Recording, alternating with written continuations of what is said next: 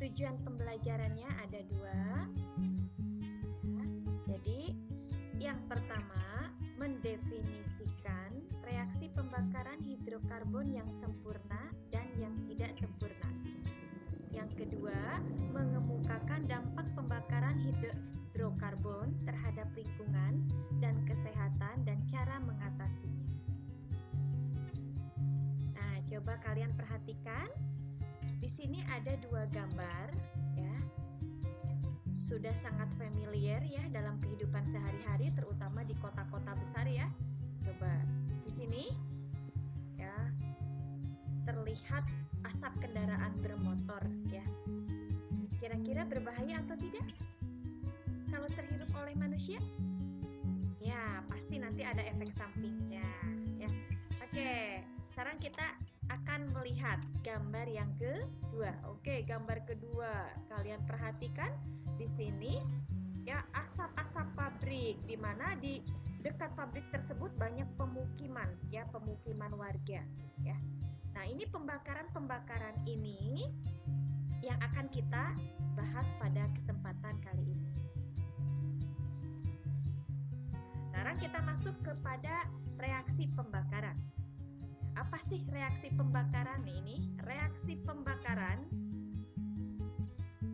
merupakan reaksi antara senyawa hidrokarbon, nanti dilambangkan oleh CXHY, dengan gas oksigen.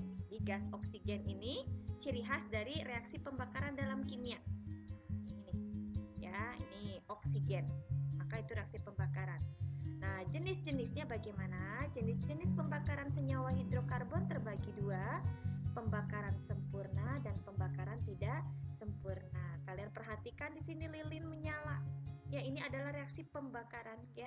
Jadi reaksi antara suatu senyawa dengan adanya oksigen di udara, ya. Nah, pembakaran sempurna ternyata di situ akan menghasilkan gas karbon dioksida atau CO2 dan uap air atau H2O, ya. Sedangkan pembakaran tidak sempurna akan menghasilkan gas karbon monoksida atau CO, ya, oksida belerang SO2 dan partikulat hidrokarbon, bisa logam timbal, bisa logam karbon, gitu ya, yang nanti kalau terhirup oleh tubuh manusia itu bisa berbahaya, mengakibatkan gangguan pada kesehatan. Nah, sekarang kita akan melihat reaksi pembakaran sempurna, ya, reaksi pembakaran sempurna. Contohnya ini ada reaksi propana, ya. Jadi dalam kimia senyawa hidrokarbon itu ada propana, ada propena, ada propuna. Itu tidak akan kita bahas bagaimana rumus umumnya. Kita langsung pada rumus kimianya saja, bahwa propana itu adalah C3H8. Maka C3H8 ditambah O2 menghasilkan CO2 tambah H2O. Ini pembakaran sempurna karena hasil pembakarannya menghasilkan CO2. Nah, bagaimana kita menyetarakannya? Yuk kita setarakan. Ini bagian sebelah kiri, ya, dan ini bagian sebelah kanan. Nah, yang sebelah kanan dan kiri harus sama jumlah atomnya. Maka penyelesaian seperti ini. Atom C jumlahnya berapa? Oke, di sini ada jumlah atom C sebanyak berapa? Ya, betul, ada 3. Sedangkan atom C di sebelah kanan hanya ada 1. Lihat buntutnya atau belakangnya. Ini 1. Maka ini harus kita kalikan biar sama dengan 3. Maka ini dikali berapa? 3. Ya, betul. Maka angka 3 inilah yang akan jadi koefisien. Maka masukkan ke sini 3CO2. Nah, sekarang kita samakan H-nya. Oke, H-nya di sebelah kiri ada berapa? 8. Di sebelah kanan H-nya ada berapa di sini? Yuk, ada 2. Maka 2 dikali berapa biar jadi 8? Ya, dikali 4. Ya, betul? Ya, maka ini koefisiennya. Maka ke sini masukkan 4H2O. Ya. Nah, sekarang O-nya, O yang terakhir. Ya, O di sini ada berapa? Ya, ada 2. Sedangkan O di sebelah kanan, kita lihat. Ini 2, ya, O-nya belakang. Ternyata koefisien di depan sudah ada 3, maka ini dikalikan. Ya, betul. Jadi ada berapa? 6, ya. Terus yang O di sini, ini buntutnya jumlah atomnya cuma 1. 1 dikali 4. Ya, maka 4 kan? Iya, tambah 4. Ketemunya berapa? 10. Nah, di sebelah kiri hanya ada 2, di sebelah kanan ada 10. Maka yang 2 kita kali berapa? 5, biar jadi 10. Itu sebabnya angka 5 ini akan jadi koefisien. Yuk kita masukkan. Berarti angka 5 tertuliskan di sini, angka 5, ya. Maka hasilnya penyetarannya ada di bawah. C3H8 ditambah 5O2 menghasilkan 3CO2 tambah 4H2O. Nah, sekarang kita lanjut. Bagaimana kalau propena? Propena C3H6. Dengan cara yang sama, ya, dengan cara yang sama, kita akan menyamakan kiri dan kanan. Oke, mulai pada atom sebelah kiri. Ya, ini kiri. Sama seperti tadi, dan ini kanan. Nah, jadi yang kiri kita samakan atom siapa dulu? Ya, atom C dulu. Lihat ada berapa di sini? Ada 3.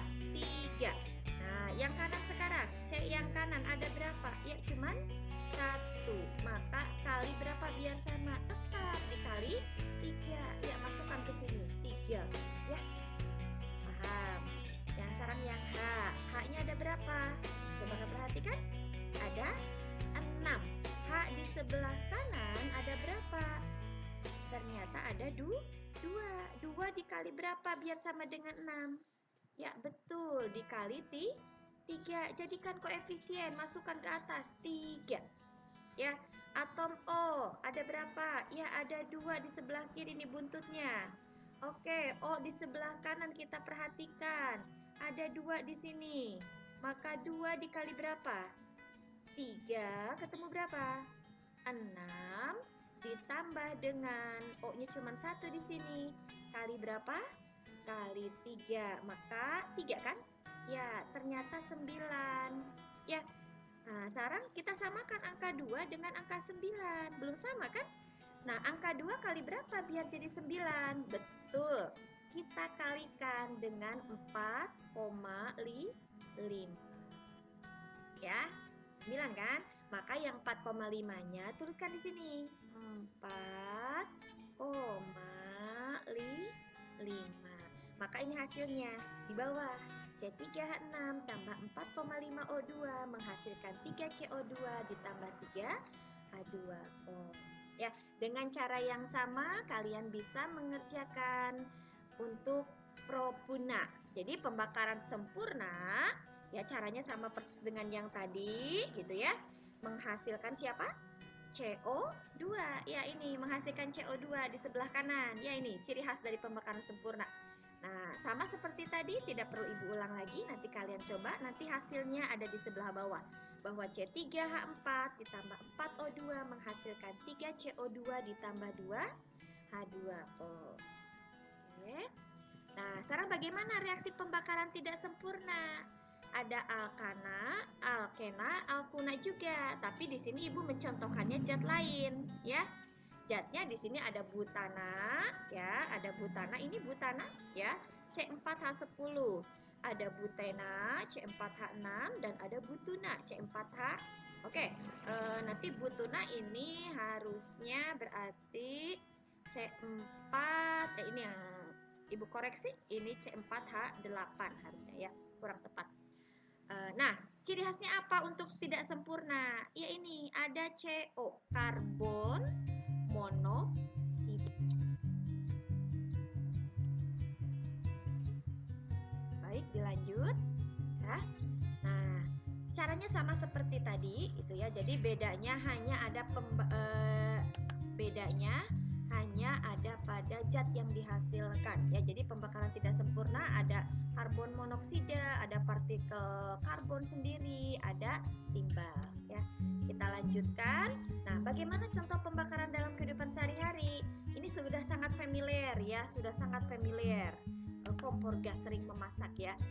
Kompor gas kalau apinya bagus seperti ini, insya Allah ini pembakarannya sempurna. Maka pembakaran sempurna C3H8 tambah 5O2 menghasilkan karbon dioksida.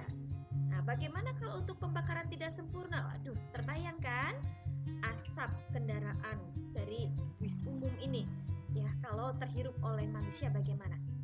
Ya, berbahaya ya, karena di sini nih ada karbon monoksida, ada partikulat karbon. Baik. Nah, dampak pembakaran dalam kehidupan sehari-hari seperti apa? Kita sering merasakan ya, panas siang hari, panasnya begitu tidak enak sekali ya. Pakai AC juga kadang tidak terasa dinginnya gitu ya.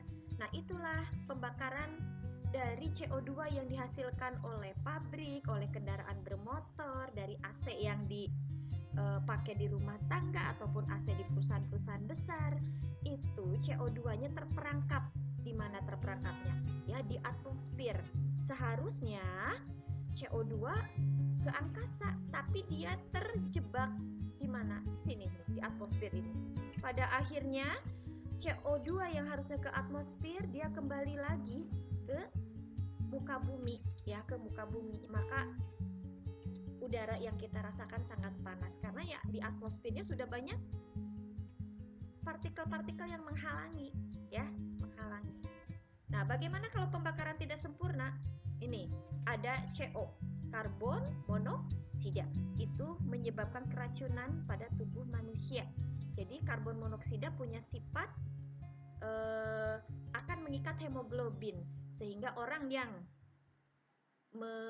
menghirup karbon monoksida itu nanti bisa keracunan, bahkan bisa menyebabkan kematian. Terus bagaimana dengan yang lainnya? Oke, timbal ini ada anak-anak yang keracunan timbal sampai muntah ya. Nah, di situ timbal itu ada ciri khasnya gitu, ada ambang batas gitu ya. Jadi gejala klinis keracunan timbal seperti ini, ada yang akut, ada subakut, ada yang kronis gitu ya. Dimana nilai ambang toksisitas timbal, nilai limitnya itu 0,2 mg per meter kubik gitu ya. Ini ciri khasnya gitu ya, muntah gitu ya, karbon yang termakan oleh tubuh kita ya, logam-logam berat, timbal dari asap pabrik gitu ya. Ini bahkan bisa menyebabkan kematian gitu ya. Nah, terus dampak pembakaran tidak sempurna dalam kehidupan sehari-hari ini, penyebab hujan asam gitu ya, SO2, NO2, NO ya, karbon dioksida ya, ketika dia bereaksi dengan udara akan menghasilkan karbon trioksida, dan selanjutnya dia akan menghasilkan asam sulfat yang menimbulkan apa? Ini iritasi dan hujan asam yang bersifat korosif. Nah, bagaimana dengan oksida NO? Nah, NO2 menghasilkan asap kabut atau smoke gitu ya. Sehingga ketika terjadi hujan asam, ya di sini ada H2SO4, HNO3 gitu ya, ke muka bumi, menyebabkan nanti hutan-hutan rusak gitu ya, atau ada pagar yang nanti cepat berkarat gitu ya. Nah, ini efek samping dari pembakaran. Nah, selanjutnya silahkan kalian cari dari berbagai referensi bagaimana cara-cara atau langkah-langkah untuk mengatasi dampak pembakaran senyawa hidrokarbon. Tolong didiskusikan dengan teman-teman. Demikian penjelasan dari pembakaran senyawa hidrokarbon di kelas 11 semester 1 ini. Wassalamualaikum warahmatullahi wabarakatuh.